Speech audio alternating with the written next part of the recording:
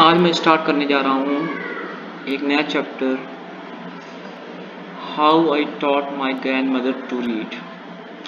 ये जो चैप्टर है, चैप्टर फर्स्ट है कावेरी का, जो न्यू एडिशन है सीबीएसई क्लास 9 का। आप सब इसको ध्यान से सुने और सर ये आप सबसे रिक्वेस्ट है कि मेरा चैनल सब्सक्राइब करें। इससे मुझको और मोटिवेशन मिलेगा और सारी वीडियो बनाने के लिए। चलो फिर चलते हैं, स्टार्ट करते हैं। When I was a girl about 12 I used to stay in a village in North Karnataka with my grandparents. Now जो नरेटर हो, जब वो 12 साल की थी तो क्या करती, वो नॉर्थ कर्नाटका में अपने ग्रैंड पेरेंट्स के साथ ठहरी थी, वहीं रहती थी। Those days the transport system was not very good, so we use to get the morning paper in the afternoon.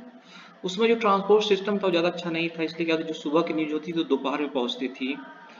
The weekly magazine use to come one day late, और जो weekly magazine थी वो एक दिन बाद आती थी। All of us would wait eagerly for the bus, और हम सब सारे लोग, मतलब नरेटर और जो अदर लोग होते थे, उस बस का बेसब्री से इंतजार करते थे, which use to come with the paper weekly magazine and post. जो क्या करती, तो जो बस आती थी उसके साथ न्यूज़पेपर आते थे, वीकली मैगजीन आती थी और बहुत सारे लेटर्स आते थे। At that time, Triveni was a very popular writer in the Karnataka language. उसमें कर्नाटका लैंग्वेज में एक राइटर थी जिनका नाम था त्रिवेणी, वो बहुत पॉपुलर थी कन्नड़ लैंग्वेज में। She was wonderful writer, her style was easy to read and very convincing. वो एक बहुत वंडरफुल राइटर थी, बहुत अच्छी राइटर थी, और उनकी जो लिखने का तरीका था और जो समझाने का तरीका था वो अद्भुत था। Her stories usually deal with complex psychological problem in the lives of ordinary people.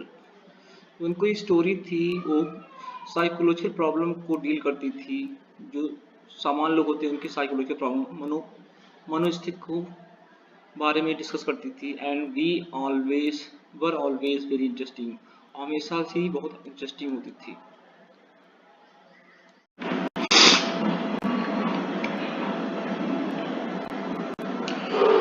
Unfortunately for the Karnataka literature, she died very young. Even now, after 40 years, people continue to appreciate her novel. ये बहुत unfortunate था Kannada literature के लिए, बहुत ख़राब हुआ कि जो राइटर थी बहुत यंग एज में ही उनकी डेथ हो गई। इवन 40 साल के बाद भी उनकी डेथ के लोग उनको अभी भी उनके नॉवेल के लिए अप्रिसिएट करते हैं।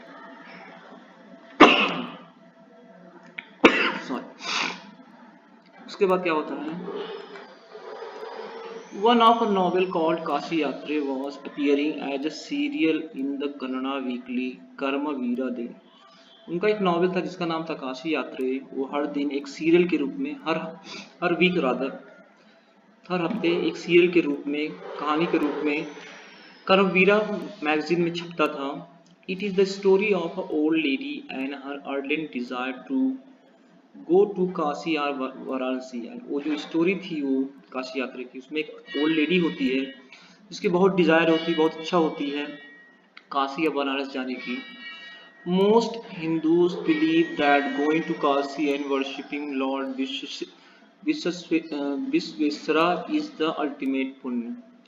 और बहुत सारे हिंदुओं का ये बिलीव था कि जो काशी जाता है वहाँ भगवान विश्वेश्वरा की पूजा करता है, उसको सबसे बड़ा पुण्य प्राप्त होता है। This old lady also believed in this and her struggle to go there was described in that novel.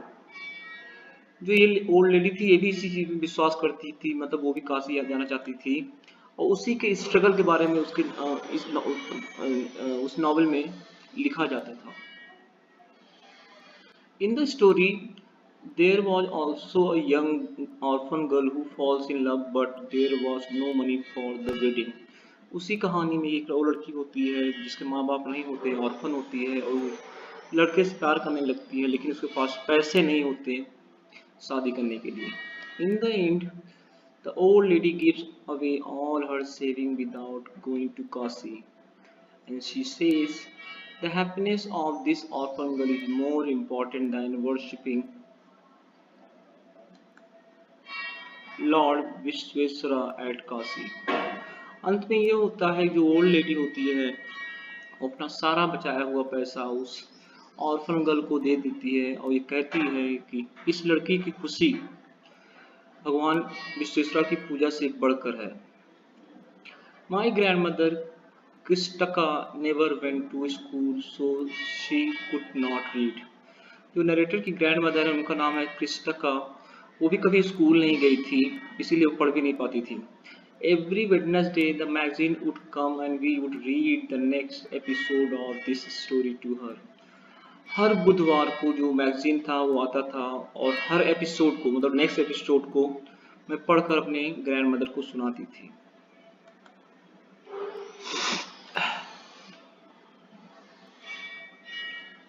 I would read the next episode of this story to her.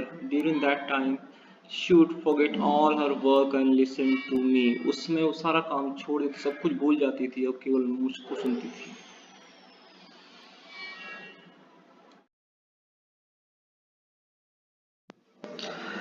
Greatest concentration, पूरे concentration के साथ सुनती थी। Later she could repeat the entire text by heart. उसके बाद सारा जितना text था जो जो मैं उसको सुनाती थी, मैं अपनी ग्रैंड माँ को सुनाती थी, उसको क्या करती थी, रिपीट करती थी।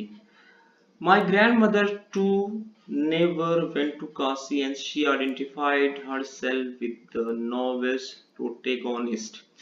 जो मेरी ग्रैंड मदर थी वो भी कभी काशी नहीं गई थी, इसलिए क्या करती थी, वो अपने आप को उस नॉवेल के मेन कैरेक्टर से अपने आप को जोड़ती थी। Protagonist means what, main character.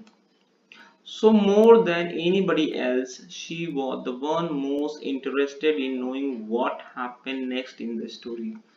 So narrator कहती थी बजाय दूसरों के वो ऐसी लेडी थी जो उस कहानी में बहुत इंटरेस्ट लेती थी और हमेशा जानने के लिए उत्सुक रहती थी कि नेक्स्ट स्टोरी में क्या हुआ।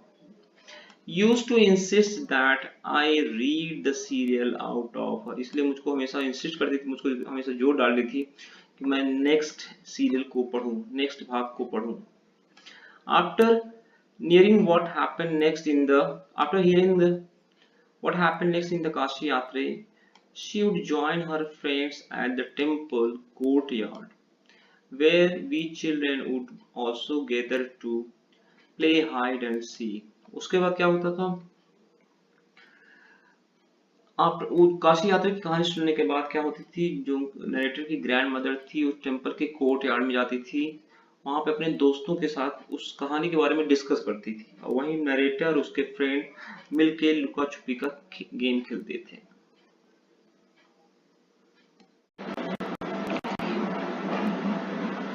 She would discuss the latest episode with her friends. At that time, I never understood why there was so much of debate about the story.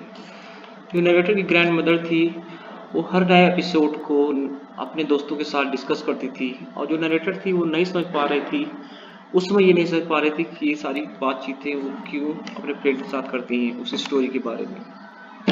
Once I went for a wedding with my cousin to the neighboring village. In those days, a wedding was a great event. एक बार क्या हुआ, narrator जो है अपने cousin के साथ पास के गांव में शादी अटेंड करने के लिए गई और इन दिनों शादी एक बहुत बड़ा अवसर माना जाता था। The children enjoy ourselves thoroughly और हम सब बच्चे खूब अच्छे से enjoy करते थे। We would eat and play endlessly, savoring the freedom because all the elders were busy. हम सब खूब सारा खाते थे, खेलते थे और उस फ्रीडम का खूब इंजॉय करते थे क्योंकि हमारे जो एल्डर्स होते थे वो शादी के कार्यक्रम में बिजी रहते थे। I went for a couple of days but ended up staying there for a week.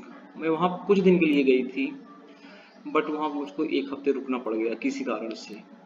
When I came back to my village, I saw my grandmother in tears. और जब मैं लौटी तो मैंने देखा कि मेरी ग्रैंड मदर की आंखों में आंसू हैं। I was surprised for I had never seen her cry in the most difficult situation. जो नरेटर थी बहुत सरप्राइज हो गई क्योंकि उसने अपनी ग्रैंड मदर को कभी रोते हुए नहीं देखा, चाहे कितनी भी कठिन समस्या हो। What had happened? I was worried. तब नरेटर ने पूछा क्या कारण है? अब्बा, is everything all right? Are you okay? क्या तुम ठीक हो? I used to call her Abba, which means mother in Karnataka, spoken in North Karnataka. Narrator कहती है मैं अपनी ग्रैंड मदर को अब्बा कहती है जिसका मतलब माता होता है कन्नड़ भाषा में। और इसको यूज किया जाता है नॉर्थ कर्नाटक में। She noted but did not reply. जो मेरी ग्रैंड मदर थी उन्होंने अपना सर हिलाया लेकिन कुछ बोला नहीं। आई did not understand and forgot about it. मैं भी नहीं समझ सकी और मैं भी इस बात को भूल गई। In the night after dinner, we were sleeping in the open terrace of our house. Dinner के बाद हम सब क्या थे, खुले छत के ऊपर सो रहे थे। It was a summer night and there was a full moon. इस गर्मी की रात थी और पूरा मून आ गया था। अब्बा came and sat next to me. अब्बा मेरे पास आई और मेरे पास बैठ गई। Her affectionate hand touched my forehead. वो प्यार से मेरे माथे को सहलाने लगी। I realized she wanted to speak. I asked her what is matter. तब नरेटर जान गई कि मतलब वो कुछ कहना चाहती है। तब उन्हें पूछा क्या मामला है दादी।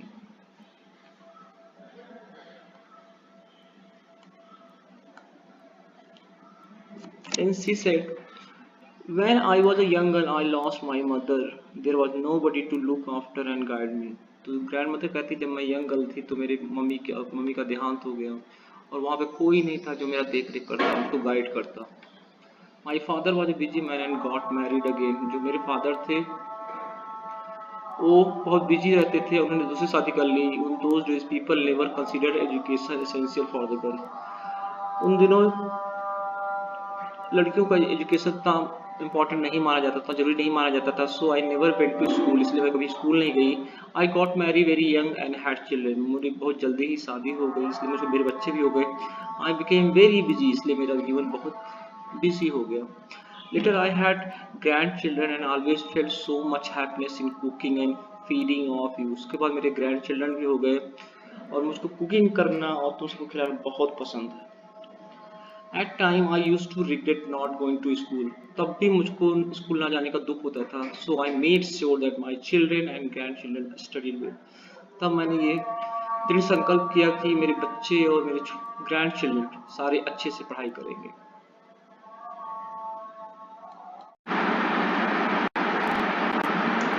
Have asked somebody in this village, but I was too embarrassed to do so.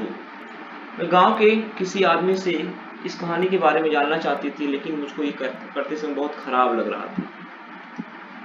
I felt very dependent and helpless. We are well off, but what use is money when I cannot be independent?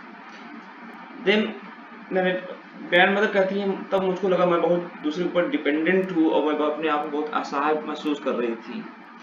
और उसके बाद कहती हैं कि हम अच्छे घर से बिलोंग करते हैं, लेकिन उस पैसे का कोई मतलब नहीं है जब मैं खुद पर डिपेंडेंट नहीं हूँ, मैं दूसरों पर डिपेंडेंट हूँ, मैं इंडिपेंडेंट नहीं हूँ।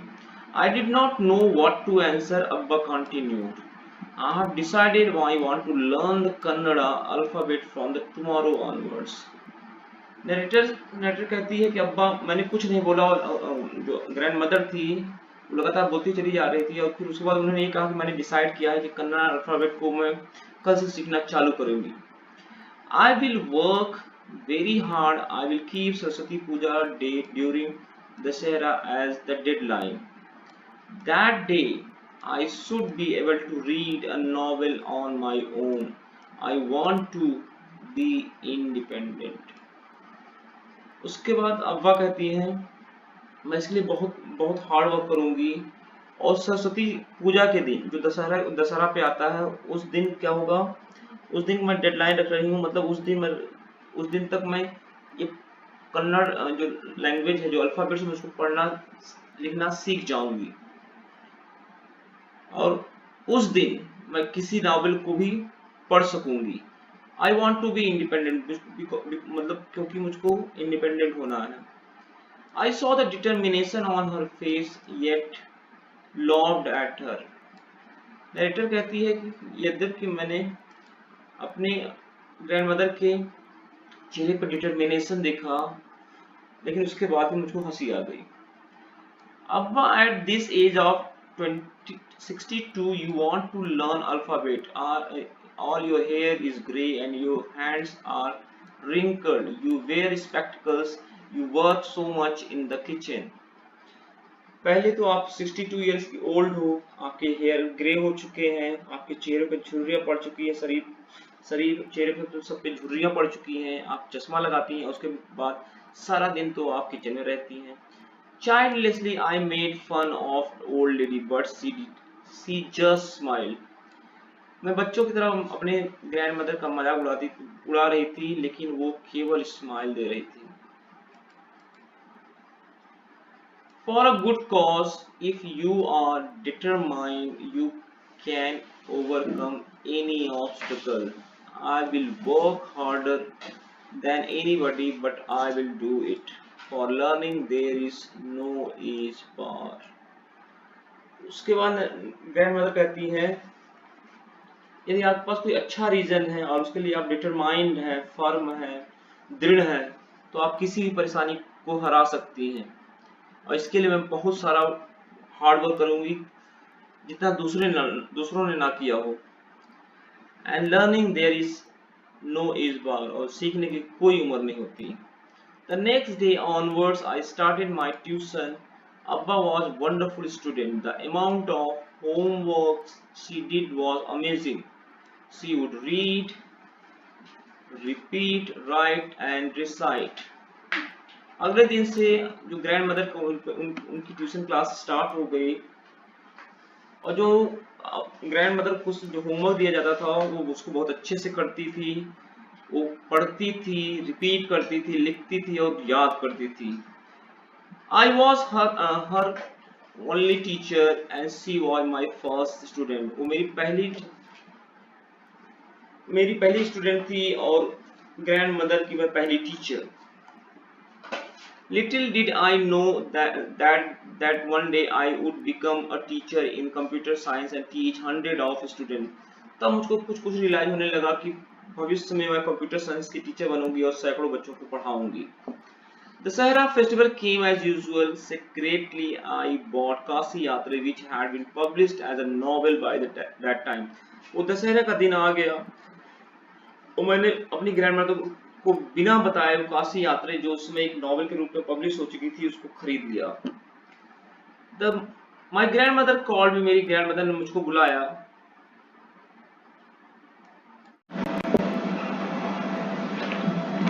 To the puja place and made me sit down on the stool. जो नरेटर की दादी है उसको पूजा प्लेस बुलाती हैं और उसको स्टूल पर बैठ जाने की बोलती हैं। She gave me a gift of frock material. Then she did something unusual.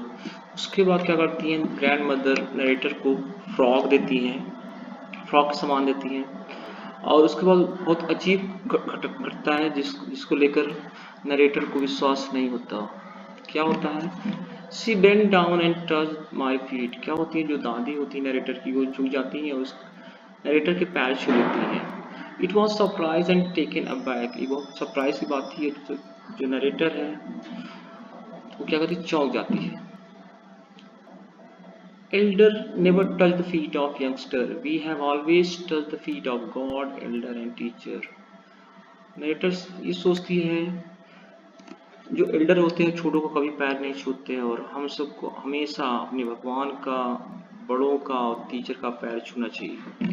We consider that as a mark of respect. इसको हम एक रिस्पेक्ट तरह देखते हैं।